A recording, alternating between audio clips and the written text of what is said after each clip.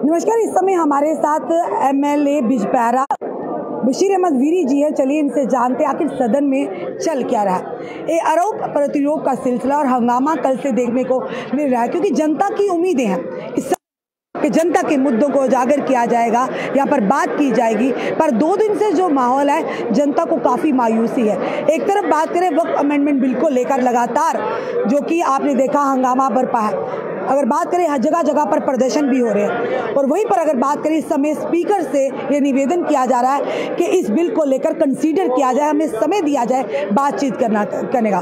पर लग रहा है स्पीकर जी जो है वो इस मूड में नहीं। चलिए बशीर अहमद जी से जानते सर, आखिर चल क्या रहा है सदन में जो हंगामा बरपा हो रहा है इस बिल को लेकर। भाजपा कहती है कि जो बड़े बड़े उल्मा हैं उन्हें कॉन्फिडेंस में लेकर इस बिल में अमेंडमेंट की गई है।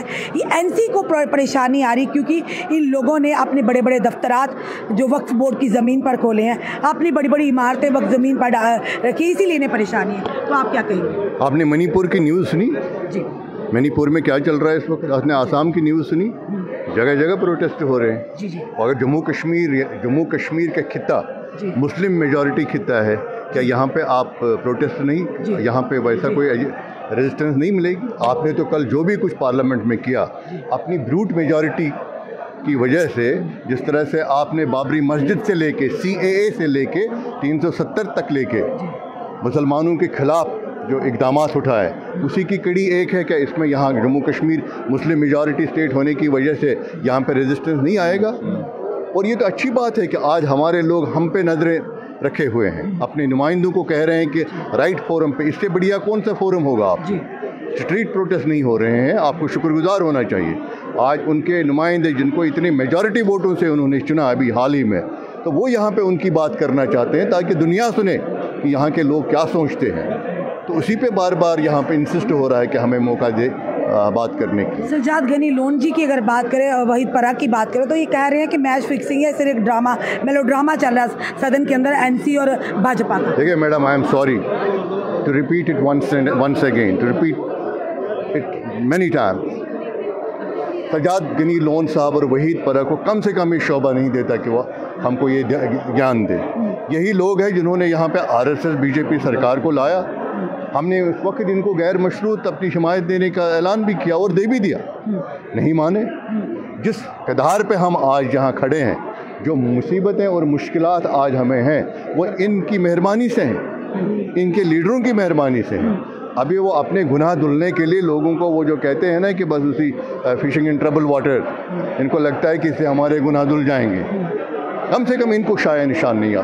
तो भाजपा के विधायक भी यही कह रहे हैं कि एनसी को परेशानी, बाकी समुदाय खुश है, लोगों ने इसका स्वागत किया मेजॉरिटी में। देखिए भाजपा तो कहना है, भाजपा तो उनको तो कहना है, वो कहेंगे, वो तो खुश है। भाजपा वालों की बात ऐसी होती है, उनको पता है सब कुछ। महाराजा हरी सिंह ने जो प्रोटेक्शन हमको यहाँ दी थी 370 की, ये तो उन्हीं का था ना। ऑटोनॉमस स्टेट वो रखना चाहते थे, स्टेट सब्जेक्ट उनका दिया हुआ है। लेकिन ये तो कहते हैं महाराजा के हेयर अपरेंट है, लेकिन उनकी एक एक चीज़ की धज्जियाँ उड़ते देखते हो। तकलीफ इनको भी हो रही है, लेकिन वो मसला वही है जो सास वो बहू को तड़पता देखती है कि उसका हस्बैंड मिला, वो इसका बेटा था, लेकिन वो उसकी तड़प देख के ना बड़ा आनंद ले रही है, सैडिक प्लेजर ले रही है। वही हाल है। शोपियां के विधायक जो कह रहे हैं रेजोल्यूशन पास करना था स्टेटहुड के वापस को लेकर, पर ये चीज़ें नहीं होनी चाहिए सदन पर। जिस तरह से हाथापाई पर बात आ गई, सदन है लोगों के मुद्दों पर अपने विचारधारा को आपस में उसका आदान प्रदान करने का, पर ये चीज़ें नहीं होनी चाहिए, मुद्दों पर बात होनी चाहिए। देखिए आज तक मैं सेटिस्फाई हूँ और पूरे लोगों के हम मशकूर है, क्योंकि हम ट्रेजरी बैंक से बिलोंग करते हैं। मुझे लगता है कि इससे बेहतर सदन चल ही नहीं सकता जैसा अभी तक चला। लेकिन आज एक कंटेंशियस इशू आया जिसको लेके हंगामा आराई चल रही है। This is but normal, this is happened many times in the parliament also, वहाँ पे भी होता है। तो मुझे नहीं लगता है कि ये अपोजिशन वाले कुछ भी कहते हैं कि इसको ज़्यादा रीड करने की ज़रूरत नहीं है, this is a normal thing. Shabbir ji, एक बड़ा महत्वपूर्ण सवाल आपसे जुड़ा हुआ, आपकी कॉन्स्टिट्यूएंसी से जुड़ा हुआ, fire and emergency services aspirant. बड़े दिन से हम कोशिश करते हैं आपसे बात करने के लिए। निसार जी जो आपके स्टार कैंपेनर भी रहे हैं, आपकी कॉन्स्टिट्यूएंसी, आपकी कैंपेनिंग भी की थी कि आपको रिप्रेजेंटेटिव चुना जाए और भेजा जाए।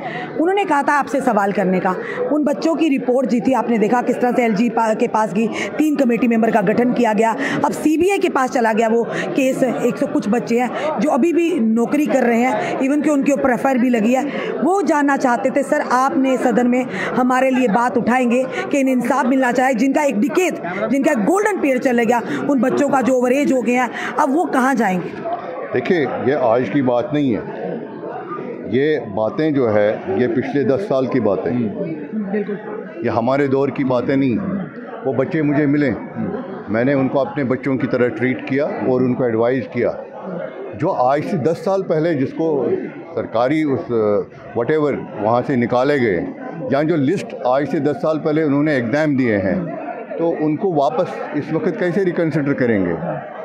जो पहले हो चुका, जो निकले हैं 10 साल के बाद, ये तो सरकारों को करना था जो यहाँ पे एलजी एडमिनिस्ट्रेशन थी।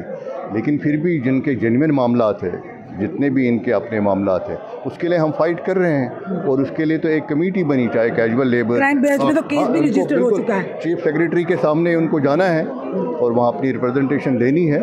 जो भी होगा उनको मदद होगी। जो 10 साल से जिनका गोल्डन, सरकार का ये तो कसूर तो जिनका एग्जाम कंडक्ट का है, जिनमें इरेगुलरिटीज पाई गई, तो उन बच्चों का क्या? ये तो ट्रेजिडी, ये तो अनफॉर्चुनेट, और मुझे बड़ा दुख होता है।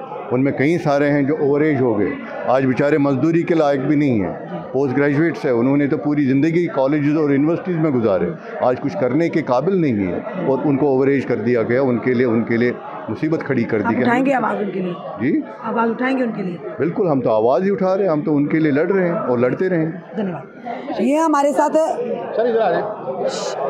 शबीर बशीर अहमद वीरी जो है बिजबहरा के जो विधायक हैं, हमने उनसे सवाल किया वक्फ अमेंडमेंट बिल को लेकर, और साथ ही साथ हमारे साथ जो फायर इमरजेंसी सर्विसेज के एक्सपीरियंस थे, जो पिछले 10 साल से, एक डिकेड से एक लड़ाई लड़ रहे हैं, जद्दोजहद कर रहे हैं अपने भविष्य को लेकर, अपने इंसाफ को लेकर।